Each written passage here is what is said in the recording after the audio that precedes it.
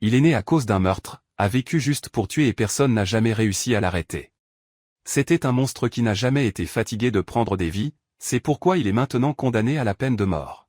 Mais au lieu d'avoir peur, le gars en envoie simplement un « merci de m'avoir tué ». Et de nulle part, il apparaît dans le monde de la réincarnation du péché. Dès son arrivée, la déesse de ce monde le reçoit avec le plus grand sourire. Depuis qu'il est mort, il a maintenant le droit de renaître dans un autre monde, n'importe qui, comme il le veut. Quoi qu'il en soit, le gars regarde ça, le vrai est qu'il a donné beaucoup de chance. Parce que cela n'arrive presque jamais pour quelqu'un comme lui. Mais le gars ne semble pas comprendre la taille de l'opportunité, donc la déesse ne voit pas d'autre option que d'expliquer tout Tintin pour Tintin. Tout d'abord, elle s'excuse de ne pas être très polie, mais comme le temps était court, il est allé directement au point. Dieu explique qu'il se réincarnera dans un monde fantastique, plein d'épées, de magie, de monstres, d'or, de puissance et même d'une chance d'assembler le sien. Il rendra dans un beau corps, tous élégants. Et la déesse garantit que sa vie sera beaucoup plus excitante qu'auparavant, surtout pour quelqu'un comme lui. Le gars est un peu choqué par ce qu'il a entendu et demande si elle sait vraiment qui il est. La déesse répond oui, elle sait. Qu'il a été condamné à mort à cause de ses crimes. Mais la vérité est que rien de tout cela ne lui suffisait. Il voulait tuer encore plus de gens. Malgré cela, la déesse décide de lui donner une nouvelle chance, laissez-le se réincarner à nouveau pour rester qui elle est. Elle est un peu surprise qu'il ne montre aucune émotion. Au fond, elle commence à se demander ce qui se passe. Pourquoi était-ce qu'il saute de joie ou de rire comme un méchant? Seulement non, le gars en a l'air un autre. Il a finalement compris que tuer des innocents est la pire chose que quelqu'un puisse faire. C'est impardonnable. La déesse est un peu secouée par cela, étant donné que le gars était l'un des tueurs les plus redoutés du monde, responsable de plus de 13 morts. Mais maintenant, il semble qu'il ait vraiment changé. Il a réalisé que la prise de vie est la pire chose. Il a commencé à tuer après avoir perdu le contrôle et la moralité elle-même. Au début, il ne voulait même pas faire ça, mais il sentait qu'il n'avait pas le choix. Ce qui est pire, c'est que vous n'aviez même pas le courage de vous suicider. Quelqu'un devait faire ça pour lui. Mais pour la déesse, un tel gars ne peut pas simplement gagner une vie heureuse et calme dans un autre monde. Tôt ou tard, il finira par faire plus de victimes. Autrement dit, son voyage sera plein de douleurs et de souffrances. La déesse est sûre qu'il regrettera de retourner dans la vie. Parce que s'il y a quelque chose de pire que de mourir, il se réincarne à transporter ce type de karma. La déesse dit que lorsqu'elle renaît, il devra payer ses péchés. Il n'aura pas le droit de choisir. Et sans plus de chat, elle l'envoie directement à la nouvelle vie. Un nouveau départ. Un nouveau chemin. En quelques secondes, il est jeté dans un monde plein de monstres et d'aventuriers. Face à un monstre géant, un aventurier fait tout pour vaincre la créature. Il utilise une technique de Kabulos appelée Star Bright Impact. Cet aventurier s'appelle UGA, et il fait exploser facilement l'un des monstres. Les gars de l'équipe sont excités, mais il était attendu de quelqu'un qui renaît. L'un des compagnons de l'UGA s'excuse pour le désordre. Mais UGA ne s'allume même pas. Il dit que s'entraider est la base de l'équipe. Personne ne doit s'excuser pour quelque chose hors de contrôle. Dans le groupe est également l'épaisseur, un aventurier de classe à plein d'actes de carrière, qui protège les alliés avec leur propre corps. Il y a aussi Dara, une magie élargie qui gère toutes sortes de magies, de debuffs, de guérisons, d'attaques. Et enfin, il y a UGA, le réincarné, qui a plusieurs compétences offensives et est la force principale du groupe. Ils explorent la grotte de Kanaki, un donjon dans le royaume du Nord, découvert il y a quelques années. L'endroit est sinistre, plein de monstres puissants et de pièges perfides. La foule n'a pu atteindre le 7e étage jusqu'à présent. Il est considéré comme un donjon plus difficile.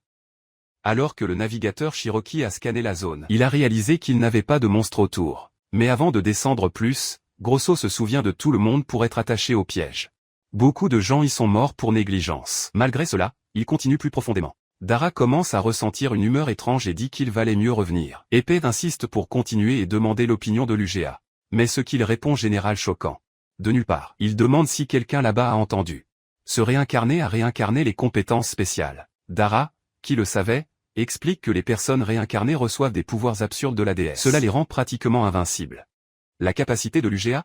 Voir le statut de tout le monde. Cela peut sembler simple, mais il est utile pour putain. Vous pouvez prédire les victoires juste pour analyser les ennemis. Avec ce pouvoir, l'UGA a déjà fait face à plusieurs ennemis puissants et a gagné avec expérience et courage. Mais de nulle part, tout le monde commence à être surpris qu'ils disent tout.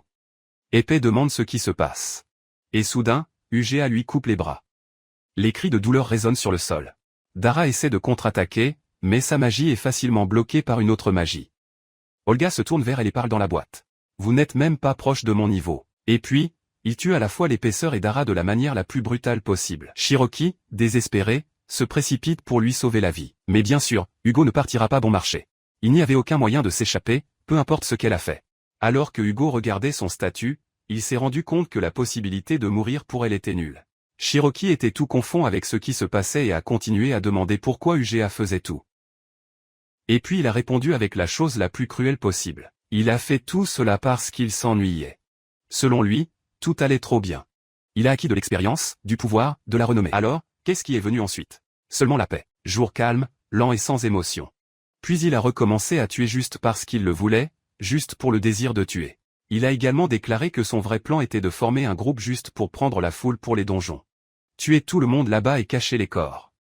Étant donné que personne ne visite les sols les plus profonds et les monstres dévorant les cadavres, c'était l'endroit idéal pour commettre des crimes. Alors que la conversation allait déjà trop loin, UGA a tiré l'épée. Pour terminer Shiroki à la fois. Mais il semble qu'il y ait eu un revirement à venir. De nulle part, ce Shiroki faible a cédé la place à une autre, avec plus d'expérience. Elle lança un coup d'œil sinistre sur l'UGA. Plein de méchanceté. L'UGA était confus. Il a demandé ce qui se passait et ce qu'elle voulait dire par là. Au fond, il pensait qu'elle avait peut-être paniqué tant de peur. Mais ensuite est venue la surprise. Elle a commencé à parler d'un coffre au trésor. Au début, UGA n'a pas donné beaucoup de balles, mais Shiroki a continué. Elle a dit qu'il était puissant et tout, mais a demandé pourquoi il n'y avait pas de dossier officiel de ses réalisations. Elle voulait savoir s'il avait déjà affronté un monstre de classe Sugaryu et a dit qu'il en avait déjà vu un, mais n'a jamais osé se battre. Et le risque était trop élevé. C'est là qu'il est resté, choqué. Shiroki a convoqué un coffre qui a apporté, sur son visage, un golem géant. Un monstre de classe S connaissant le danger. Elle avait déjà tiré que ce serait la fin de l'UGA. Il a essayé de combattre l'épée, mais les attaques physiques n'ont même pas chatouillé l'animal. À ce moment-là, UGA a commencé à crier. Qui diable était Shiroki? Après tout, elle a expliqué qu'elle a amené 20 personnes dans ce monde pour se réincarner avec elle, tout afin de vaincre le roi démon, qui baisait avec la paix du monde. Et oui, UGA a également participé à ce combat et a vaincu le gars ensemble. Mais un autre problème est venu. Les 12 héros qui s'étaient propagés dans le monde étaient mauvais. Maintenant, ces héros tuent pour le plaisir, contrôlés par la cupidité, la luxure, les mensonges et la traite des gens. Ils sont tous devenus des méchants, ne pensant qu'à leurs propres désirs et en abandonnant l'humanité de côté. Shiroki a été dévasté par cela, même s'il a tout fait pour un monde meilleur. Alors que la déesse s'en rendait compte, elle a donné une mission à Shiroki. Tuer les 12 héros réincarnés. Ce n'est qu'alors que le monde peut avoir une réelle paix. Elle, comme une réincarnée aussi, doit mettre fin aux autres, même si elle fait un don. Et donc elle a tué progressivement UGA, le faisant souffrir, crier, gémir de douleur. Elle se sentait de plus en plus pleinement le voir comme ça. Parce que les innocents ne méritent pas de mourir. Chaque fois qu'elle a tué un innocent, c'était comme si une partie d'elle mourait aussi.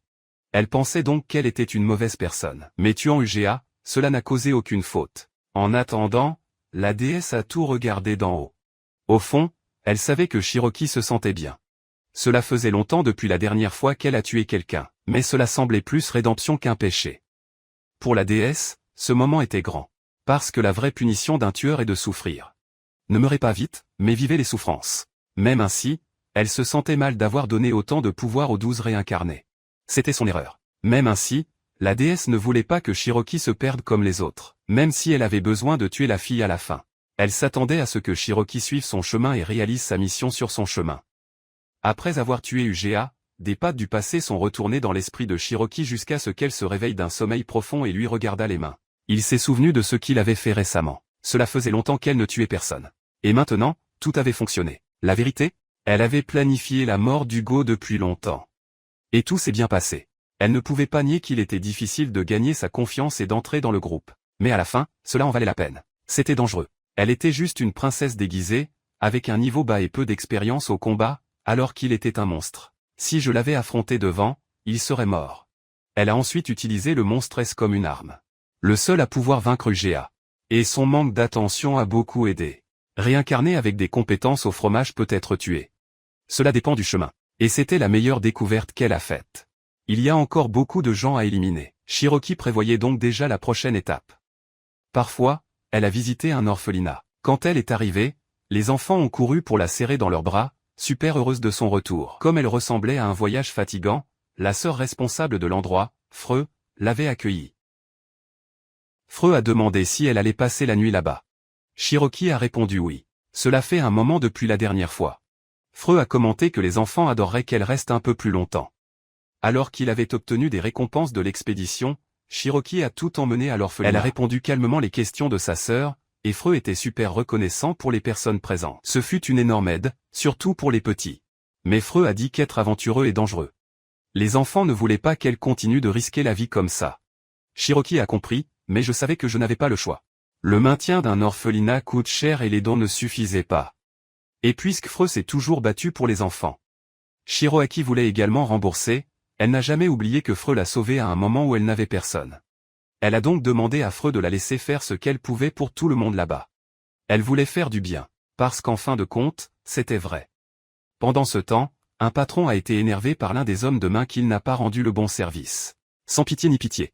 Il a donné un coup de pied au gars comme des ordures. Son nom, Yamazaki, un autre réincarné. Il était responsable de la création d'une organisation puissante qui a déplacé les entreprises juridiques et illégales. Il est si puissant qu'il contrôle les coulisses des enfers dans la capitale de l'Empire, en Syrie. C'est comme le roi du crime. Mais l'homme qui l'a battu semblait ne pas le croire. Le gars a pris une arme à feu et a essayé d'attaquer Yamazaki dans le dos. Mais, à la surprise générale, il semblait que Yamazaki n'était pas humain, c'était un monstre. Avant que le gars ne puisse se rapprocher, Yamazaki s'est retourné rapidement, a pris le couteau de sa main et s'est préparé à donner une leçon générale. Il a dit que tout le monde devait bien faire le travail, la façon dont il envoie.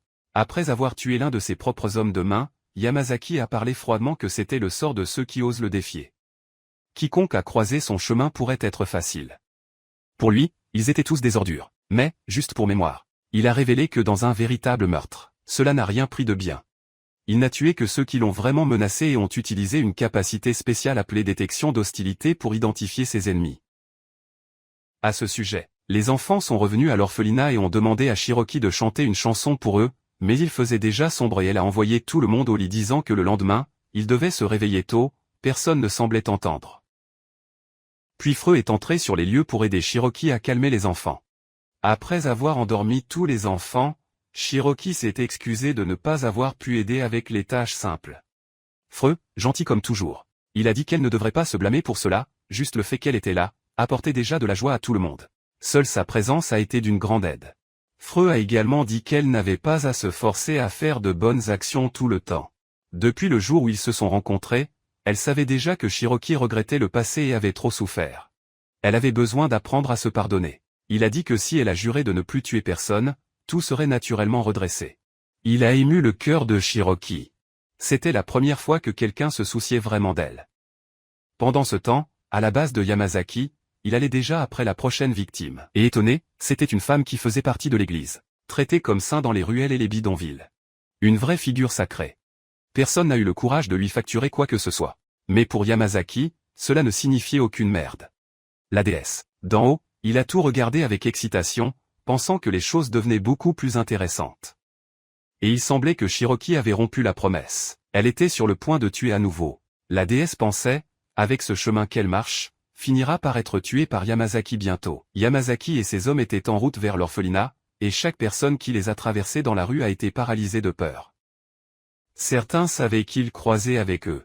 Ils ne sortiraient pas uniquement avec des excuses. Le patron de l'organisation Ogier n'était pas craint pour rien. Soudain, une femme dans la foule a créé du courage et a jeté une pierre sur lui, criant de colère. Dégoûté de tout ce qu'il a fait. L'un des hommes de main l'a poursuivi, mais Yamazaki l'a tenu et a dit qu'il se résoudrait. Se rapprochant de la fille, a-t-il demandé, d'une voix froide, dont, blâmée. La fille, tremblant de peur, ne pouvait pas répondre. Les hommes d'Amazaki se sont regardés, et l'un d'eux a demandé si le patron allait blesser un enfant.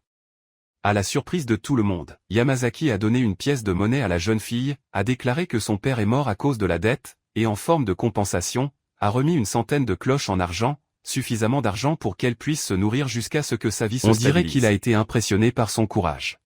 Il a dit qu'il n'y avait pas beaucoup de gens avec cette force d'esprit et de pure fureur. Et qu'il a respecté cela.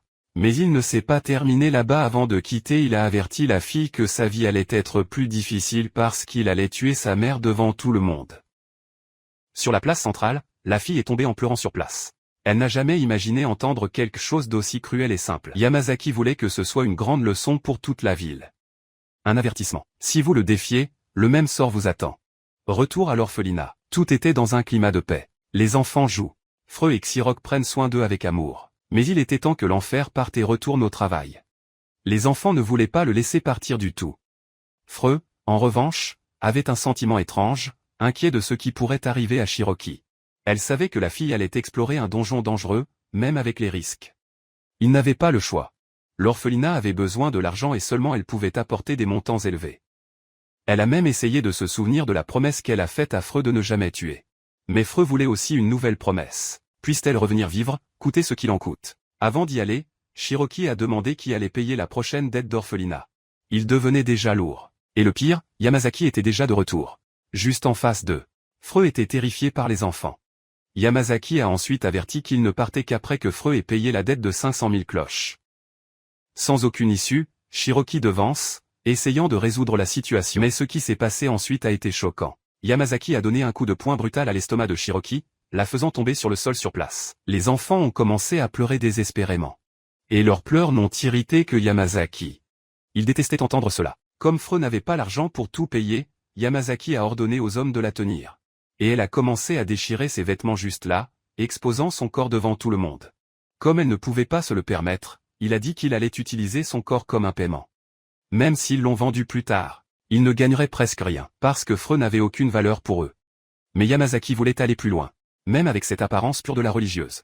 Il allait l'explorer jusqu'au bout, une vraie torture, un vrai enfer, tandis que Freu a essayé de résister. Et Yamazaki a averti que si elle continuait de se battre, il la frappera vraiment. Comme elle était déjà entre leurs mains, il l'emmenait dans la ville puis disparaissait avec elle. Le sang d'un saint renversé dans la rue serait une leçon parfaite pour la population. Écoutant tout, Shiroki était furieux. Prenant par la haine, elle s'est levée. Il a pris un couteau et est allé avec tout sur Yamazaki. Shiroki essaie d'obtenir le gars par surprise et de poignarder derrière, mais à sa grande surprise, le gars peut bloquer sur place et montre qu'il est aussi fort. En arrière-plan, elle pense que ce combat est un enfer de son sac, surtout maintenant qu'elle a quitté la vie de Yamazaki. Elle n'a aucun moyen d'échapper à la peur ou à la douleur. Même avec toutes ces attaques, il semble toujours être une personne normale, ce qui ne fait que rendre la situation plus confuse. Peu importe ce que fait Shiroki, elle ne pourra jamais battre un gars comme ça. Mais avant que Yamazaki se termine avec Shiroki une fois pour toutes, Freu apparaît de nulle part et le tient à temps, disant qu'il offrira à son corps pour sauver Shiroki. Un peu plus tard, lorsque Shiroki se réveille après avoir pris un coup de Yamazaki et s'évanouir, les enfants lui disent que Freu a été pris par les Malvados. Après cela, il semble que cette promesse de ne tuer personne l'était, surtout parce que ces méchants ne sont même plus considérés comme des gens. Étant donné que cette mission est très dangereuse, elle renvoie les enfants à la maison et l'attend, promettant de revenir avec Freu. Les enfants, voyant son visage sérieux, ils comprennent à quel point la situation est grave. Pendant ce temps, Freu est déjà entre les mains des méchants, et l'entraîneur qui est de son côté est applaudi. Parce que c'est la première fois que vous avez une religieuse dans l'équipe. Il est tout curieux de voir ce qu'elle est capable. Au milieu de cette excitation, Yamazaki continue de penser à ce que Shiroki a dit auparavant, qu'il est problématique. Pour lui, c'était étrange d'entendre cela, surtout venant d'elle. Mais pour une raison quelconque, ces mots étaient dans sa tête. Il envoie même un de ses gars pour renforcer sa sécurité. Même se dire qu'il ne devait pas penser beaucoup au sujet. Yamazaki a une compétence volée qui prend la méchanceté des autres. Il peut ressentir quand quelqu'un veut le blesser, donc toute tentative d'attaque et de surprise contre lui était déjà. Il est arrivé à un niveau de pouvoir si élevé qu'au moment où il a combattu avec le Demon King, atteindre la hauteur de ce qu'un humain peut atteindre. Mais ce n'est qu'un type de statut, et il peut également exister chez les gens normaux. Selon le guide que la déesse lui a donné, tuer Yamazaki est très difficile. Seulement la déesse. Il a également donné un pourboire pour tuer quelqu'un. La chose la plus importante est de connaître cette personne du câble à la queue, de savoir comment il pense, comment il agit et où se trouvent les faiblesses. Un vrai tueur sait tout cela et utilise contre la victime. Dans cet esprit, Shiroki décide qu'il utilisera cette connaissance comme arme pour continuer à tuer ce monde. Mais maintenant, seuls ceux qui méritent, ceux qui ont fait le mal. La capacité de détecter l'hostilité peut sembler faible par rapport aux autres réincarnés, mais pour elle, elle est parfaite. Il a été trahi plus tôt par un homme de main, alors maintenant il sent quand quelqu'un a plus d'intention. Cette capacité est ce qui l'évite de poignarder dans le dos. Malgré cela, le visage de Shiroki continue de revenir à son esprit. Il va à l'endroit où Freu est coincé et dit qu'il s'occupera de sa personne. Mais à sa grande surprise, la religieuse ne réagit pas ou n'essaie pas de s'échapper. La religieuse dit seulement qu'elle priera pour son âme. Et Masaki la frappe presque quand l'un de ses visages entre en avertissement que le quartier général est en feu. Tout était si rapide que personne ne comprenait comment le feu avait commencé. Yamazaki se rend vite compte que c'était le truc de Shiroki. La voyant dans l'un des toits, il y court déterminé à la tuer de toute façon. Il saute avec un toit sur le toit, allant après son non-stop, confiant qu'il sera celui qui rira en dernier. Quand ils arrivent sur une impasse, Yamazaki se rend compte que cela faisait peut-être partie de son plan pour sauver Freux. Il pensait que Shiruki avait apporté un renforcement à l'attaque. Keiji, mais en fait, elle était venue seule. Malgré cela, il croit que peu importe ce qu'elle essaie, il gagnera. Mais il semble que Shiruki soit prêt à tuer un autre réincarné. Même avec les compétences d'appel de Yamazaki, Shiruki pense à un moyen de le tuer. En dépit d'être le plus difficile parmi les réincarnés, pour elle, le tuer semble maintenant facile. Alors Shiruki commence l'attaque. Mais ceux qui attaquent ne sont pas elle, mais quelqu'un d'autre que nous ne reconnaissons pas au début. Ensuite, nous découvrons que c'est Saria, l'un des enfants de l'orphelinat, qui est venu aider avec cette mission. Elle veut comprendre ce qui est bien et mal. Puis Shiruki a dit que ce qu'il faisait, c'était comme une prière à la déesse. Quand elle a entendu le signal, serrer simplement la gâchette. Et c'est ce qu'elle a fait. Il a tiré une bête sur Yamazaki. Comme il n'avait aucune mauvaise intention de sa part, Yamazaki ne pouvait même pas ressentir de l'hostilité. Et c'est pourquoi vous n'aviez rien réalisé. L'ensemble du schéma était très simple. Mais Shiruki a dû quitter la bête positionnée à droite. La trajectoire de la fléchette était déjà définie. Elle a seulement envoyé le signal et le plan a roulé seul, dans la tête de Yamazaki. Un petit dernier ne le tuerait jamais. Ce qu'il ne savait pas, c'est que la fléchette était pleine de poison d'une créature nommée Shimranaga. L'un des effets du poison est de paralyser complètement le corps et en 10 minutes, le gars devient cadavre. Après cela, Shiruki vérifiera comment Saria et dit que tout s'est bien passé. Elle ne voulait pas que la fille porte le poids d'un crime ou de souffrir comme elle a souffert, alors elle a tenu à garder la Saria sans savoir ce qui roulait réellement. Maintenant que tout est résolu, Shiruki dit à Saria qu'ils doivent aller là-bas. Tandis que les deux sortaient tellement, Yamazaki le voit comme sa dernière chance de s'échapper. Il essaie de ramper dans l'allée. Et leurs hommes de main le trouvent même. Mais de nulle part, Shiruki apparaît avec un visage sombre. Si Yamazaki pensait que Shiruki allait le laisser s'enfuir, il était très tort. Au bas de la tête de Shiruki, pensa TL, et si Yamazaki était mort à cause du poison? Et le Saria était devenu un criminel. C'était quelque chose que Shiruki n'accepterait jamais, car elle savait que Yamazaki était une personne horrible, et elle ne voulait pas du tout qu'un enfant soit tueur à cause de lui. Après avoir dit ça, le tueur a appelé Nate à exposer la tête coupée de Yamazaki dans le centre-ville, pour que tout le monde puisse le voir. La foule était sous le choc. Personne ne pensait que quiconque avait réussi à tuer le patron. Pendant que la ville digérait toujours ce qui avait roulé. Là dans l'Empire Royal, le Sato, qui a également réincarné. Maintenant, avec un pouvoir infini, il commence à se mettre dans les vues de Shiruki. La question qui est dans l'air est, sera-t-il sa prochaine cible? La déesse, qui regarde toujours tout d'en haut. Elle est surprise par le deuxième meurtre de Shiruki, malgré la partie où elle a été battue pour avoir été un peu tendue. Cela rendait tout plus excitant. Il est étonnant qu'elle ait réussi à tout régler avec quelques informations, la façon dont elle va à cette vitesse. Il peut mettre fin à Sato rapidement et mettre l'ordre dans le gâchis. Maintenant, la prochaine mission de Shiruki est d'éliminer 2 autres réincarnés. L'ordre qu'ils ont donné aux tueurs en série était d'effacer les 12 réincarnés. Avec dehors de la scène. Il reste encore 10, mais avant la prochaine mission, elle mettra un certain temps à se reposer, surtout maintenant que Freux est rentré chez lui, sans salut. Dès que les enfants voient Freux, ils courent déjà si elle va bien et ce qui est arrivé aux méchants. Elle rassure tout le monde qui dit que tout va bien et qu'ils n'ont plus à se soucier de ces hommes. Les enfants sont soulagés et remercient silencieusement les prières qu'ils ont faites, pensant que c'est ce qui a sauvé Freux. Avec un cœur plein de gratitude, Freux remercie tout le monde, en particulier Shiruki, pour tout ce qu'elle a fait. Pendant un moment, Shiruki pensait que Freux avait découvert la vérité sur ce qu'elle a fait, mais heureusement, elle n'avait rien découvert. Freux l'a remercié en pensant que Shiruki n'avait aidé que indirectement, et cela soulageait un peu le cœur de Shiruki. Seulement, comme elle ne peut pas mentir à Freux, elle a fini par avouer qu'elle a demandé l'aide du quartier, car elle ne pouvait pas protéger tout le monde seule. Maintenant que tout s'est calmé et que les enfants ont été endormis, Freux dit à Shiroki que Yamazaki a été tué et que l'ensemble du groupe OG était dans le chaos total. Il n'avait même pas le temps de prendre soin du corps. Yamazaki a été attaqué devant elle, ce à quoi elle ne s'attendait pas. Tuer un réincarné était une chose sans précédent. Elle pensait même que c'étaient les chevaliers ou les sorciers du royaume. Au cours des dernières années, plusieurs ont été tués par les City Knights.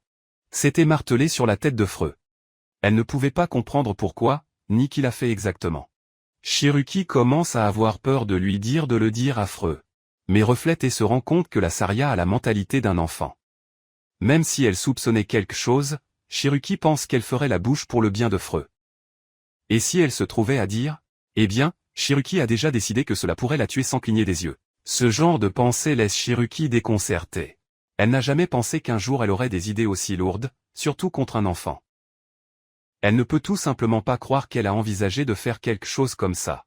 Il ne cesse de vous répéter que vous ne pouvez pas du tout tuer à quiconque autre qu'une mauvaise personne.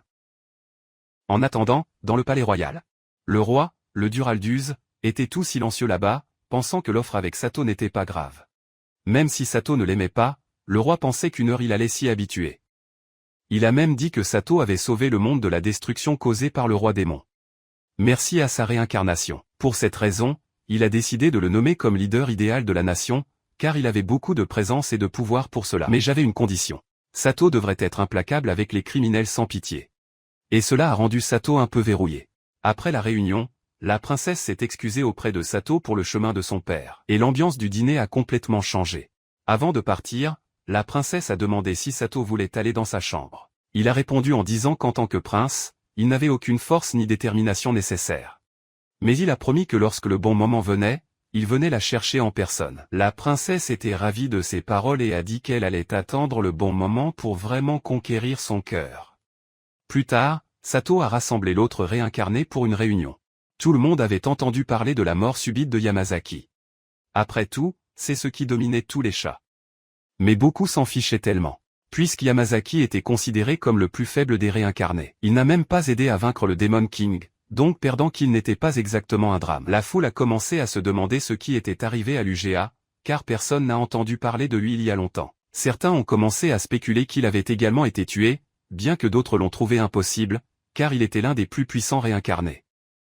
Mais le plus gros problème est que personne n'avait une idée de ceux qui étaient derrière tout cela. Sato pensait que c'était peut-être un groupe de forts aventuriers qui ont rejoint l'UGA, ou peut-être un mystérieux ennemi, comme un reste de la troupe du démon.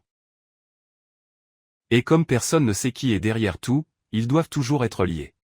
Tout le monde doit garder un œil tout le temps.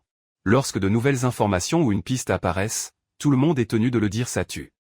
Et avec cela, la réunion était terminée. Les seuls qui n'étaient pas là-bas étaient mis les silencieux, car ils étaient occupés à créer un poison qui, dans leur tête, allait tuer le premier coupable. Comme ils n'avaient personne à tester, ils ont décidé de donner au prisonnier pour le prouver. Et devinez qui était le prisonnier? Personne d'autre, nul autre que la fille du roi démon réincarné. Silcio et Mul ont une compétence volée appelée l'ajout de compétence de tricherie. Méga résonance. Leur pouvoir est de 100 000 soldats ensemble. En dehors de cela, il y a d'autres raisons qui les rendent pratiquement impossibles à tuer, comme les tours jumelles des démons. Ils n'y partent jamais, vivent tranquillement au dernier étage. Tout le monde sait que la seule chance de tuer ces deux-là est la première à prendre le contrôle de la tour. Mais même considérer cela, les tuer est une mission pratiquement suicidaire. Maintenant que Rocky joue la prochaine étape, elle lit à nouveau le manuel et remplit la tête d'informations sur les deux. Certains collègues de la nouvelle équipe sont fascinés en la voyant s'y concentrer, mais avant qu'elle n'attire beaucoup d'attention, elle se précipite pour continuer à lire. Ensuite, l'un des collègues commente que cela doit être un journal. À l'heure actuelle, le chef de groupe donne une touche. Oh, ne perdez pas de concentration sur le champ de bataille, hein. Voici la vie ou la mort. Après tout, ils sont sur le point de faire face aux tours jumelles des démons, l'un des défis les plus rapides pour les aventuriers. Dans la voiture, les gens ont commencé à mieux se connaître. L'un d'eux s'est rendu compte que Shiroki portait une ordure, même s'il n'allait pas rester longtemps. Afin de ne pas soutenir les soupçons, Shiroki explique que tout cela était des remorqueurs avec des timbres démoniaques. Elle en a pris parce que c'était le seul moyen qu'elle devait attaquer, car elle était elle-même très faible. Lorsque la foule a analysé les éléments, ils sont arrivés à la conclusion que seul Sam pouvait confirmer s'il était sûr. Il était l'un des guerriers les plus respectés de la guilde. Selon lui, cela n'avait pas beaucoup d'importance, car Shiroki n'a servi que d'appât et de bouclier. Il essaie même de nier plus tard. Dire qu'il ne trouve que Shiroki mignon et que c'était déjà suffisamment la contribution pour le groupe. Les autres filles étaient une petite balle, pensant que Shiroki devrait être inconfortable. Mais il savait à peine que cela faisait partie de son plan depuis le début. Il semble qu'elle ait réussi à infiltrer le groupe 2 jours avant l'expédition dans les tours jumelles des démons. Il y a quelques jours, une réunion sur cette mission dans le donjon a éclaté. L'un des membres a indiqué que ce serait l'une des tâches de coquille les plus grossières jusqu'à présent. Ce donjon était si compliqué que presque personne n'avait essayé d'entrer aujourd'hui. Les informations sur lui étaient super vagues. On dit que les tours jumelles de démons se trouvent dans une forêt près de la véritable capitale, et il semble qu'il ne semble que les groupes avec un certain niveau de pouvoir. Comme s'il avait une barrière magique protégeant l'endroit. Quand ils ont entendu cela, certains se sont demandé s'ils devaient continuer la mission, mais il semblait trop important d'explorer cet endroit, car ils ont dit qu'ils vivaient l'Inetika, la fille du roi démon. Vaincre, elle serait le deuxième plus grand exploit après avoir battu le King Démon lui-même. Et qui est réincarné? Cela signifiait la renommée, l'argent et le pouvoir infini. Seules les personnes réincarnées ont une chance de surmonter ce genre de menace. Donc, si la fille est aussi puissante qu'ils disent, ce serait sinistre. Les aventuriers ont commencé à douter s'ils se rendent compte. Mais même ainsi, la plupart pensaient qu'ils allaient l'obtenir. L'équipe était confiante. Lorsque l'armée du démon a envahi le royaume, Secred a réussi à les tenir plusieurs fois. Sa force était presque divine. Et il était l'un des rares qui a enduré la baisse du réincarné. L'un de ses collègues lui a dit, tous excités, et le vieil homme était tous fiers de se vanter qu'il n'avait jamais perdu de combat dans sa vie au milieu de ce chat. Il demande si tout le monde est déjà l'équipe présente, puis Shiroki entre dans la scène, se présente et dit que ce sera le batteur de l'équipe. Revenant au présent, le groupe est en route pour Torres, et Miu Miu et Siusu reçoivent les informations que les gens viennent. Lorsqu'ils vérifient les chiffres, les réincarnés sont excités. Il a 4 ou 5 cibles. Nombre parfait pour eux. Si vous avez trop de gens, cela se complique. Tuer tout le monde, puis nettoyer le gâchis fonctionne. Et si les corps pourrissent, ils ne le sont rien. Silcio semble surpris qu'il n'ait jamais pensé à cacher la tour avec une barrière. Mais maintenant que tu pensais, je suis dedans. L'endroit était parfait pour capturer les gens pour essayer. Les tours jumelles des démons sont le paradis de chasse. Avant d'utiliser la magie du transport, Satur leur a demandé de ne pas quitter la chasse. Cela conduit les deux à apporter un plan. S'ils en construisent un et attirent les aventuriers. Vous pouvez tuer tout le monde, effacer les pistes et c'est tout. Encore mieux s'ils utilisent Ninétique comme appât, car voici beaucoup d'aventuriers qui veulent une récompense et une renommée, quel que soit le risque. Avec cela, l'équipe se prépare à entrer dans le donjon, tandis que Silo et Melmel se sont également installés pour accueillir leur proie dans leur nouvelle maison avant la grande fête au sommet de la tour. Silo et Mel vont déjà. Les deux prisonniers donnaient de la nourriture à la princesse Barbara célèbre. Et cette nourriture n'était rien de moins que le sperme de gobelins. Les gobelins seraient le niveau le plus bas de monstres qui parlent. Cela faisait donc cela avec la fille du démon du roi était comme une humiliation maximale. Il voulait la voir souffrir, se moquer de elle, vraiment taquiner. Mais à une surprise générale, la princesse n'a pas regardé tout secouer. Elle a même envoyé la boîte pour les tuer bientôt, avec un sourire de coin de sa bouche et un regard qui a traversé l'âme. Elle a commencé à décrire comment elle allait déchirer leurs membres, retirer les tripes, couper. Écraser la tête et leurs seins, sans pitié. C'est devenu clair. La princesse fera tout pour s'assurer que ces deux passent par l'enfer dans sa main. La voir dire tout ce qui les a fait rire, comme une blague. Cela a juste montré qu'ils avaient réussi à faire d'elle une vraie chienne. Mais comme elle était coincée à l'intérieur de la cellule, elle ne pouvait rien faire pour l'instant. C'est alors que les deux ont finalement touché. Peu importe ce qu'ils lui disent, ce qu'ils y jettent, combien ils essaient d'humilier, alors qu'elle est verrouillée, elle ne peut pas utiliser la magie ou la réaction. Même si toutes les réincarnautes du monde se réunissaient, ils pourraient battre la fille du roi du démon. Et pourtant, maintenant, elle ne peut même pas atteindre la clé qui est juste devant elle. Aussi pathétique que cela puisse paraître, les deux ne ressentent aucun pingot de pitié. À la fin, Lunatique est la fille du roi démon qui vit terrorisant l'humanité. Tellement putain. Ils peuvent faire ce qu'ils veulent avec elle qui ne punira pas. Pendant ce temps, l'équipe suit la voie à sa surprise. La tour était complètement vide. Mais cela pourrait être un piège, non? L'un des membres a dit qu'il valait mieux compter sur l'intuition de Shiroaki, car elle était comme l'écoute de l'équipe. Dès qu'ils ont passé la porte principale, la porte s'est verrouillée. Tout le monde était confus. Soudain, Shiroki a ressenti quelque chose. Et en quelques secondes, une horde de gobelins est apparue sur eux. Au début, le groupe était un peu bon. Pensaient que ça allait être un gâteau. Mais ils ont rapidement réalisé que les gobelins étaient organisés. Avec des formations de combat et tout. C'est alors que Shiroki a compris. Ces gars étaient beaucoup plus forts qu'ils ne semblaient. Alors qu'ils montaient dans la tour, ils ont facilement gagné tous les monstres. Quand ils sont arrivés dans l'un des étages, ils ont trouvé un coffre. Ils savaient que cela pourrait être un piège, alors ils sont revenus.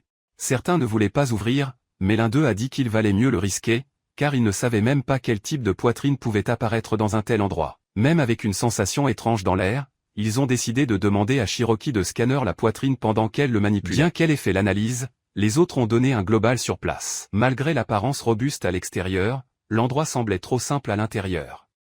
Après la fin du Shirok, il a confirmé que le coffre n'avait pas de piège. Même ainsi, l'un des membres a obtenu la puce derrière l'oreille. Il semblait qu'ils étaient invités à se lever de plus en plus. Comme si quelqu'un guidait tout. Mais avant qu'ils ne puissent mieux penser, de nulle part une multitude de monstres ont entouré le groupe. Ne sachant pas quoi faire, ils ont demandé à Sakreda ce qu'il devrait faire. Seulement, il était déjà plein fou. Il a commencé à tuer des animaux sans arrêt, avec du sang dans les yeux. Cela faisait longtemps qu'il ne s'amusait pas, alors il a décidé de devenir lourd cette fois. Ciel a été choqué par le pouvoir du sacré. En quelques minutes, il a tout essuyé. Ce n'est que lorsqu'il s'est rendu compte que tout le reste de l'équipe était mort. À ce moment, il a réalisé que quelqu'un regardait tout de loin, probablement avec un appareil photo. Il la regarda bien et envoya le message. Celui qui regardait, il trouverait et tuerait. Mais si le ciel et Miu Miu, qui étaient de l'autre côté, ont même flashé. Continuez avec le plan. Miu Miu a dit que c'était pour mettre le plan en pratique dès que Sacré a approché le point de récolte. Mais ensuite, ils ont remarqué que l'autre appareil photo avait également été détruit. Cela a rendu les deux moitiés désespérés, ne sachant pas si quelque chose a mal tourné sans qu'ils les réalisent. Bien qu'il soit encore perdu dans ses pensées, Sacré est soudain apparu à leur porte, de nulle part. Les deux étaient sous le choc. Ils ne pensaient pas qu'il allait arriver aussi vite. Il a explosé le plafond et le vol. Je connaissais déjà la rumeur selon laquelle les gens réincarnés étaient un tas de déchets, mais en voyant que tout était vrai encore choqué. Même ainsi, qui a été surpris était Silcel et Mille. Il pensait que Sacré était trop calme pour un gars qui savait qu'ils étaient réincarnés. Si le ciel essayait même de taquiner, disant qu'ils ne devraient pas se retrouver autant, pourquoi n'aurait-il pas une chance contre eux? Mais Sacré a répondu de bien, disant qu'il savait qu'il ne pouvait pas battre les vrais héros qui ont vaincu les démons dans le passé. Mais il savait aussi que ces deux-là, réalisa-t-il, n'étaient que deux bras de faibles près de son niveau. Miu Miu était déjà ennuyé et attaqué avec tout, lui jetant la lance directement. Mais à une surprise générale, Sacré a donné de la chance ce jour-là. Même si c'était une attaque violente et mortelle, il a survécu dans le bon sens. Si le ciel était étonné, il n'a jamais imaginé qu'un humain normal pourrait résister à cela. Et regardez, l'attaque de Miu Miu était vraiment cruelle. Azilcel avait été un peu sans réaction, car c'était la première fois qu'il luttait avec un aventurier aussi fort et intrépide. Cela ne faisait que tout faire encore plus effrayant pour elle. Même après avoir pris un coup fatal de Miu Miu, Sacré n'a pas eu de zéro. Pas même les mille eux-mêmes croyaient. Le fait qu'il continuait là-bas, vivant, était déjà digne de respect. Qu'est-ce que cela signifie qu'il a l'un des corps les plus magiques du monde? Et pourtant, le réel est que ce type n'a pas de zéro et c'est tout simplement impossible de y croire. Elle essaie de réfléchir plus en profondeur et raconte une histoire lourde selon elle. Cet homme, malgré tout. Il a travaillé dur comme chevalier. Il a pratiquement vendu son âme pour son pays. Au moment où le démon du démon était toujours en vie, c'était l'enfer. Chaque jour, il allait au combat en mettant sa vie en danger. À ce moment-là, il ne sait même pas combien de fois il a presque frappé ses bottes, mais il a continué à avancer. Ce n'est qu'après avoir fait des erreurs, il a été expulsé de l'ordre. Au lieu de simplement prendre l'argent et partir, il s'est finalement impliqué dans un article qui a été traité comme un trésor secret de la famille royale d'Ozika, le joyau de la destruction magique. Ils disent que cela réduit la magie qui frappe le porteur par 99,9%. Et maintenant, ce sont les personnes réincarnées qui ont juré d'éliminer l'ennemi avec ce bijou. Malgré cela, ils continuent d'essayer d'attaquer le vieil homme juste pour prouver un point. Mais, à leur grande surprise, les bijoux semblent vraiment sacrés. À ce moment-là, les deux ne savent pas quoi faire. La vérité est que ce bijou est un ennemi naturel de tout utilisateur magique. Par conséquent, Mimel est allée enquêter et a réussi à obtenir certains de ces bijoux de destruction magique. Elle a analysé tout à l'os, divisé, dissous, synthétisé, étudié profondément. En fin de compte, ils ont créé une barrière magique appelée la barrière de la destruction magique. Cela a beaucoup aidé à sceller l'Intique, mais ils n'ont pas encore découvert comment détruire un tel bijou. Compte tenu de cela, il n'y a pas d'autre alternative. Maintenant, c'est à X-Zoom, en priant pour les saints et en applaudissant le meilleur. Ils leur donnent tous, attaquant avec leurs épées sacrées. Mais il semble qu'ils aient abaissé le garde pendant une seconde. Résultat. Alors le ciel finit par prendre un coup. Dans la tête de Sacred. C'était la première fois qu'il frappe une femme. Ce qui l'a rendu encore plus énervé. Car il n'a pas apprécié ce que vous avez fait. A décidé de terminer tout en un clin d'œil. Lorsque Sacred est sur le point d'ouvrir la tête de Silcel, Miu Miu essaie de l'arrêter, mais échoue. Voir les deux souffrances donne un étrange plaisir au Sacré. Qui veut maintenant les tuer tous les deux à la fois? Avec cela, il deviendrait le gars que l'on se souvient comme celui qui a vaincu deux tueurs réincarnés. Pour lui, ce serait la naissance du putain de héros qu'il a toujours voulu être. Mais Side n'était pas encore prêt à tomber. Elle va avec tout sur lui, déterminée à se battre. Sekrid a aveuglément confiance qu'il ne sera pas blessé tant qu'il aura le joyau de la destruction. Seulement cela ne semble plus être vrai. Avec Silcel et Miu Miu combinant leurs pouvoirs, leur aura est absurde.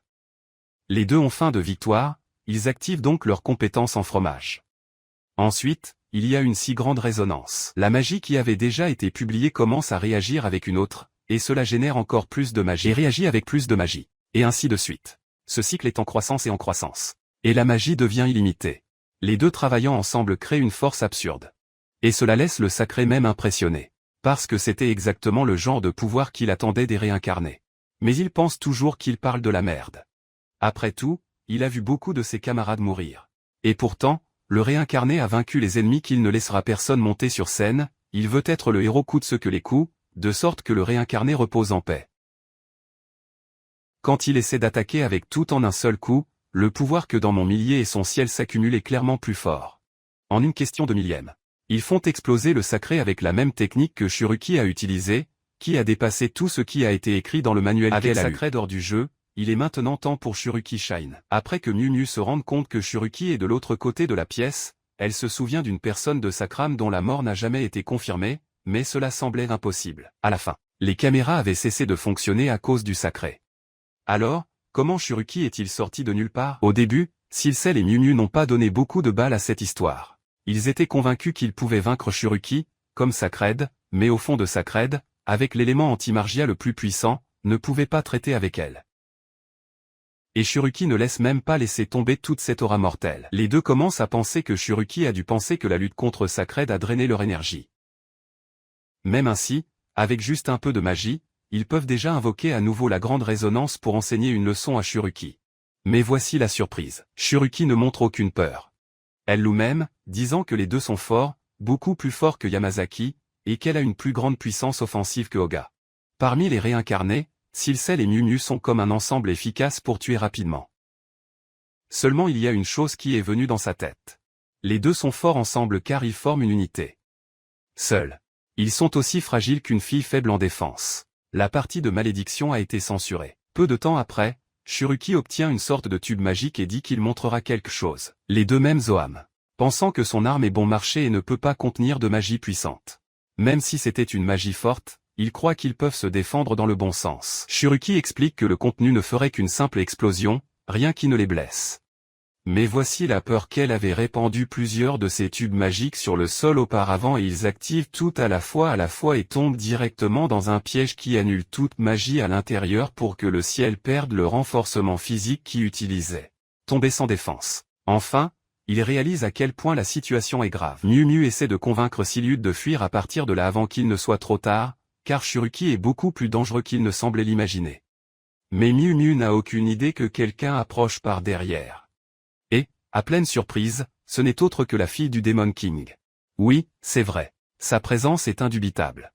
Elle est sans aucun doute le plus dangereux de tous. Le simple fait de l'écouter fait déjà beaucoup de gens à la base. Mais elle attend toujours l'espoir qu'à la fin, tout fonctionnera. Ce n'est que lorsque Lunette a commencé à libérer les sorts, il était clair que les choses se passaient du côté de Melmel. Elle était très inquiète. Parce qu'elle savait déjà que Melmel n'avait aucune chance contre la fille du Demon King. Cependant, en descendant, Idio demande à Shiroki si c'est elle qui a libéré sa fou. Avec un sourire sur le visage. Shiroki répond que oui, tous fiers, mais ne l'ont pas fait seuls. Pourtant, Silo ne semble pas croire beaucoup, car la barrière qui protège les jumeaux démoniaques ne laisse personne entrer. Et il y a encore de la magie de l'illusion à l'entrée. Shiroki n'aurait donc pu le trouver que s'il comprenait complètement la structure des tours démoniaques. Shiroki, sans patience de perdre plus de temps, dit que quelqu'un lui a appris à entrer. Cela laisse Silupe contre la barre de la vie en pensant à 1000 possibilités. Pendant ce temps, la déesse qui suit tout de son plan trouve un plus grand divertissement. Surtout avec les réponses de Shiroki et les questions de Silcel. La déesse est même heureuse que Shiroki ait étudié ses enseignements, quelque chose de très admirable. Soit dit en passant, maintenant que les quatre sont totalement divisés, la déesse est curieuse de savoir ce qui se passera plus tard. Car les duels individuels commenceront enfin. D'une part, la fille du Demon King, une magie puissante, avec sa magie complètement scellée contre le tueur sans tricher. Dans la tête de Mumel, elle doit vaincre Luna rapidement pour sauver Silcel. Mais cela ne semble pas facile, compte tenu de la sinistre fille du roi démon. En même temps, Silcel veut également sauver Mumel. Mais il est clair que le vrai chaos commencera maintenant. La question qui demeure, qui ira à la fin? La fille du plus grand ennemi, Lunatique, également connue sous le nom de Lunatica. On l'appelait déjà l'incarnation de la violence. Sa force monstrueuse est si absurde qu'elle pouvait détruire le monde entier et déchirer le ciel au milieu, personne ne pouvait l'arrêter jusqu'à un jour, le héros le plus fort, Sato, a mis fin à sa tyrannie. Maintenant qu'elle affrontera l'un des réincarnés, elle veut d'abord les réparer avant de partir après Sato, qu'elle a l'intention de tuer aussi douloureuse que possible. Elle a déjà décidé. Il écrasera quiconque osera aller contre elle et veut être le prochain ennemi mortel. Nilmel, avec beaucoup d'efforts, essaie de mettre fin à la fille du Demon King en envoyant une séquence d'attaques magiques sans s'arrêter. Quand elle pensait qu'elle avait finalement gagné, elle a couru pour voir si Silcel allait bien et se rendait pour aider, mais à sa grande surprise, la Moniatique était toujours en vie. La fille du Demon King dit qu'elle n'a pas à se dépêcher, qui veut toujours profiter du moment des deux ensemble. Lorsque Milmel se rend compte que cela n'a pas provoqué de rayures à Monatica, il est en désespoir. En dépit d'être piégé pendant si longtemps, Lunatica se sent incroyable et même prêt à tuer tout réincarné qui apparaît. Pendant ce temps, avec Silcel, il semble qu'elle ait aussi des ennuis. Ce n'est que maintenant que la marée s'est retournée contre elle. Elle ne ressent plus de pouvoir et Shiroki lui fera ressentir ce que les autres ont ressenti. Si le ciel a toujours traité les autres comme des ordures, c'est maintenant à son tour d'être traité comme ça. Même ainsi, Shiroki est excitée et a hâte de crier de douleur. Dans la tête de Silcel, elle sait qu'elle n'a aucune chance contre Shiroki sans magie. Lorsque Shiroki court vers elle, Silcel demande si elle est également réincarnée, tout comme elle. Comme Shiroki ne répond pas, Silcel commence à penser qu'elle a bien compris. Étant donné que les deux sont réincarnés, elle essaie de convaincre Shiroki de ne pas la combattre. Après tout, cela n'a aucun sens de se battre, mais il semble que le ciel ait abaissé la garde. Parce que Shiroki s'en fiche et ne changera pas d'avis. Pendant ce temps, retour à Mumel et Lunatica, la chose se réchauffe. Mumel se rend compte que vous ne pouvez pas frapper le corps fou dans votre mêlée, alors essayez de vous protéger avec une barrière magique très résistante. Mais elle sait qu'elle ne peut pas supporter longtemps. Après tout, c'est juste humain. Même ainsi, elle refuse d'abandonner. Elle fera tout pour avoir le dernier rire. Cet esprit de lutte surprend Lunatica, qui commence à trouver Mumel un humain très intéressant. Dommage qu'elle est fatiguée du jeu.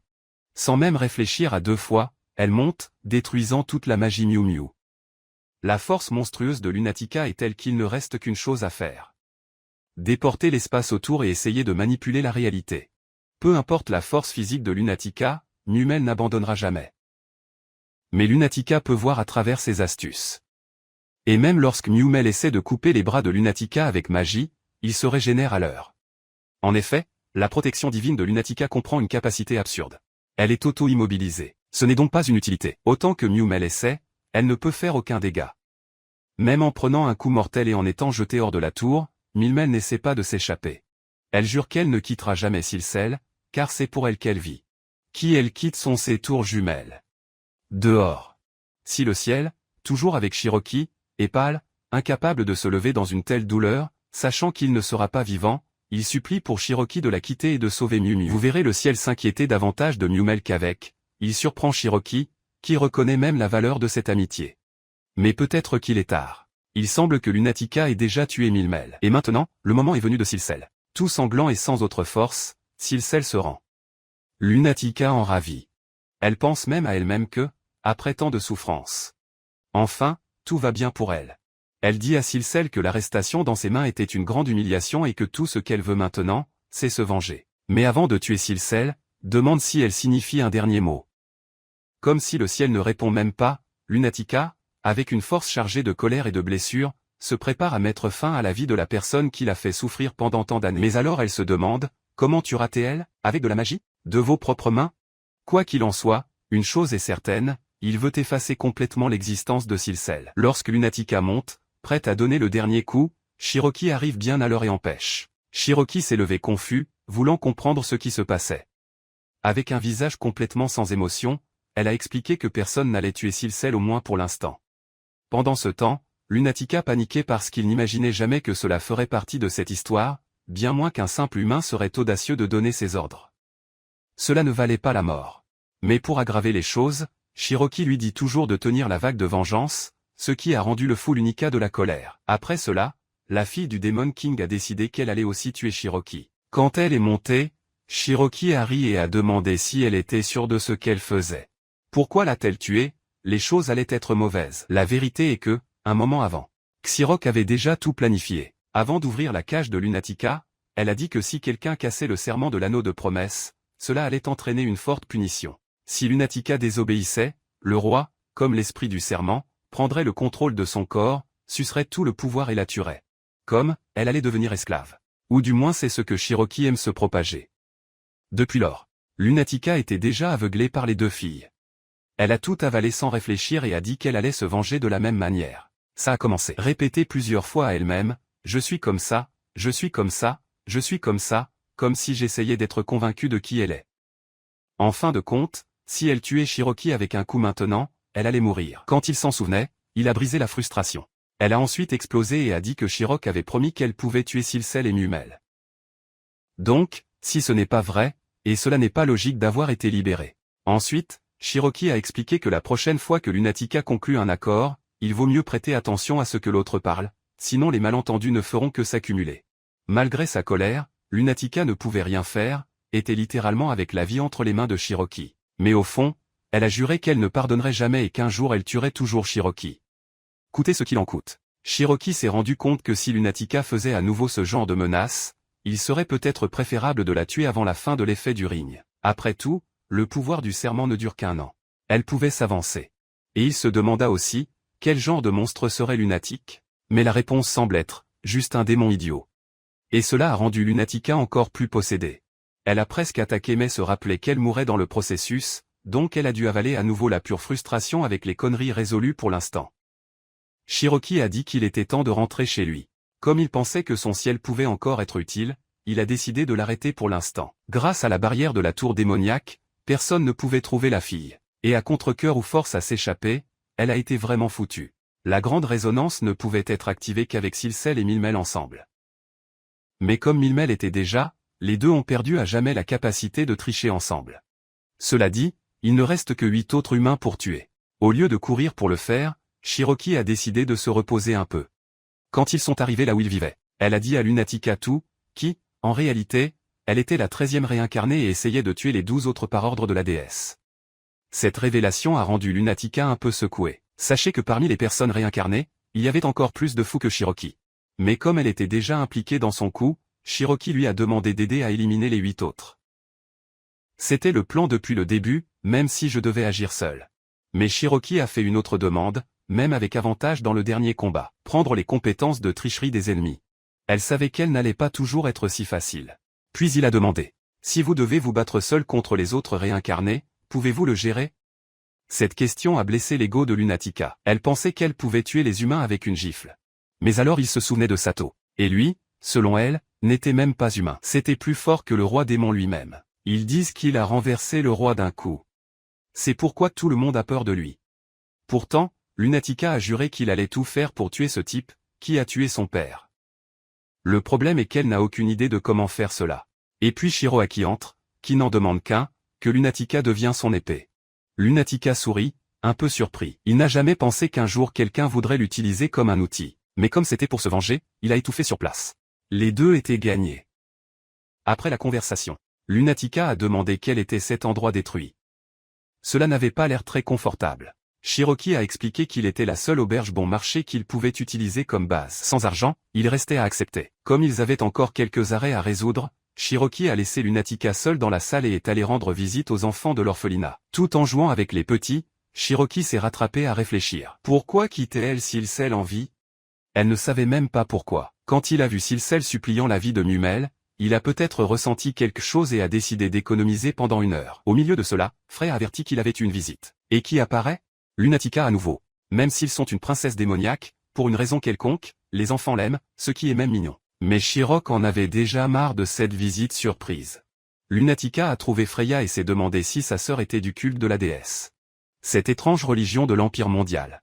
Quelle déesse idolâtre d'une manière bizarre. Qui dirige ce service est le fondateur Roswell. Ce qui, surprise, est également l'un des réincarnés. Avec toutes ces s'effondrer.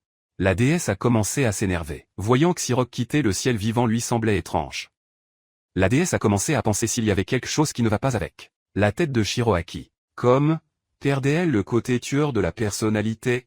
Cette pensée a tellement dérangé la déesse qu'elle est devenue frustrée à un niveau complètement nouveau. Elle a commencé à se défouler dans l'ensemble avec la télévision, éteignant tous les sentiments, disant que Shiroki devait être fier au moins un peu et continuer à tuer. Parce que c'est pour cela qu'elle est née. Mais alors, de nulle part, la déesse a commencé à se blâmer, pensant qu'elle avait choisi un tueur inutile pour la mission. Mais soudain, il a entendu Shiroki dire qu'il allait quand même tuer Roswell. En entendant cela, la déesse s'est calmée et a pensé que Shiroki était revenu avec tout pour remplir sa mission. Et au fait, comme 8 personnes manquaient encore, il semblait que Shiroki allait mettre fin à tout rapidement. La déesse a vibré tout excitée dans son petit monde et était tout ravie, disant que Shiroki était mieux et qu'elle allait toujours être de son côté. Quoi qu'il arrive. Coupé à Shiroki et Lunatica, qui jouait le plan. Shiroki a demandé si Lunatica savait où se trouvait Roosevelt. Lunatica a répondu que, selon la fille du Demon King, de nombreux adeptes de l'église de la déesse ont également participé à la guerre. Un groupe ennuyeux qui ne se souciait même pas de la vie. Et devinez qui était le chef de l'église actuelle? Nul autre que le Roswell réincarné. Cette église existe depuis les temps anciens de l'Empire. Et Roswell est entré peu de temps après Reborn. Lorsque le leader précédent a frappé les bottes, elle a repris le poteau. Comme l'existence du réincarné est considérée comme une bénédiction de la déesse, l'église n'a grandi qu'après cela. Étant donné que Roswell avait de nombreux adeptes derrière, Lunatica était un peu curieux de savoir comment le Shirok allait le faire. Sur la base de ce que Lunatica a expliqué, Shiroki a conclu que Roswell était très prudent. Si elle était loin de chez elle, elle marcherait sûrement avec plusieurs gardes. S'ils attaquaient à ce moment-là, la chance de partir vivante était presque nulle. Même Shirok elle-même ne sortirait pas vivant. Le seul moyen était donc de cogner un meurtre plus muet. Quand Roswell dormait, ils allaient trouver un moyen de l'attraper dans la bonne pièce, afin qu'il puisse terminer la mission douce. L'écouter. Lunatica a déjà été entendu avec excitation. Fou de mettre vos mains sur Roswell bientôt. À ce sujet, dans un coin de la capitale. Au siège de l'église de la déesse, une réunion roulait. Roswell montrait une petite fille devant tout le monde. À première vue, cela semblait bon, comme un miracle, mais en réel, il ne faisait que partie d'un rituel de la déesse. Roswell devait donc demander directement à la déesse si elle était déjà temps de libérer la fille de sa douleur. Après le rituel, une légère Fortuna est apparue de nulle part et a laissé tout le monde sous le choc, ne sachant pas à quoi s'attendre. Quelques secondes se sont écoulées, la lumière diminuait et, à une surprise générale, la petite fille qui pouvait à peine marcher maintenant était debout, voyant cela a laissé à tous l'extase, crier et célébrer. Ils ont commencé à féliciter Roswell, qui a expliqué que c'était un cadeau de la déesse. Une récompense pour les difficultés rencontrées par la fille. Personne ne pouvait croire ce qu'il voyait. Cette fille, qui ne marchait pas, était maintenant là, debout, marchant bien. Tout le monde a continué à répéter, presque en transe. C'est la déesse, c'est la déesse, comme s'il voyait un miracle en direct. Mais parmi la foule vivante, il y avait une femme là-bas, cela l'avait. Juste regardez tout. C'était Shiroaki, déguisée. Vérifiez ce que faisaient les autres personnes réincarnées. À ce sujet, Sato était accompagné de la princesse quelque part, puis était retourné au palais pour avoir une conversation privée avec elle. Lorsque la princesse s'est rapprochée, il a pris son visage avec amour, a fait un câlin serré et a remercié d'avoir passé une journée amusante ensemble. Après avoir dit au revoir, la princesse est allée au 4e repos. Sato, en revanche, passait à travers les couloirs, avec l'un des réincarnés et commandant Forza. Le commandant a fait une blague, disant que la princesse voulait clairement qu'il accompagne elle, et que s'il ne l'était pas, elle le tirait elle-même par ses cheveux. Mais ensuite, de nulle part, le commandant a commencé à crier avec Sato. Prendre des questions sur l'enquête sur la mort de l'un des réincarnés. Selon elle, il était impensable que quelqu'un de si puissant ait été tué comme ça. Avec toute la puissance du tricheur qu'ils avaient, il était évident que seuls les réincarnés devraient dominer le monde. Alors, pour elle, il était ridicule pour une personne réincarnée d'avoir été tuée par quelqu'un à l'extérieur. Elle a commencé à accuser Sato de négligence, disant qu'il avait échoué et n'a pas fait son devoir. Mais Sato, malade, a finalement montré son vrai pouvoir. Un instant, ses yeux brillaient d'une manière mortelle et le commandant pensait qu'elle allait mourir là-bas. Mais c'était juste une seconde. Quand elle cligna des yeux, tout est revenu à la normale. Malgré cela, il était sous le choc de ce qu'il ressentait. C'était trop réel.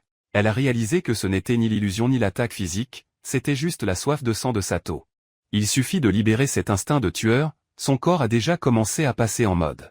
Cela a montré que Sato est à un niveau complètement hors de la courbe. Après avoir joué ce qu'il a fait, Sato s'est même excusé, disant qu'il n'imaginait pas qu'il était si en colère, car il ne voulait plus perdre de temps avec les épidémies du commandant. Il est allé directement. Si Roswell pouvait aider à trouver le coupable, alors il en était ainsi. Le commandant, maintenant effrayé à mort, a accepté le temps et a même dit qu'elle était allée au palais pour suggérer la même chose. En fin de compte, Roswell est devenu une pièce clé dans le